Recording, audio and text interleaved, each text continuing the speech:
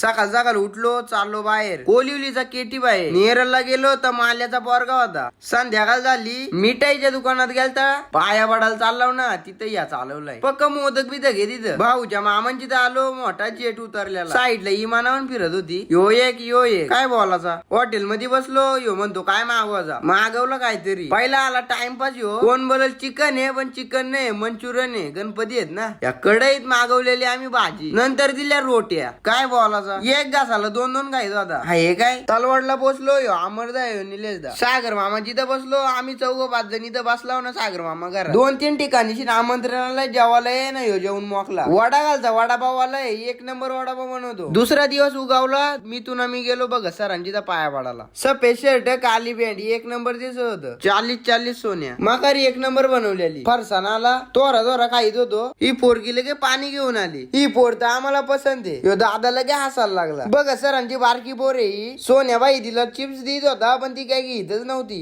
आले तुफान किती चित्तना सोडली. यो इकडे नाचायला लागला. काय बोलायचे. तिसरा दिवस उगावला. सकाळ 6 वाजता मस्त भजन होता सुविधा मध्ये. चंगू मंगू बसलं पाठीमाग. निलुदा आला इकडनं. आतमध्ये गेलो. एक चहा कप मागवला. सिलिंग मस्त गेले हो, कबरी भांडी. इकडे आरती चालू होती. यो गुड्ड्या जाम रेखत होता. डॉक्टरांची ना माझी आंघोळ पण नव्हती.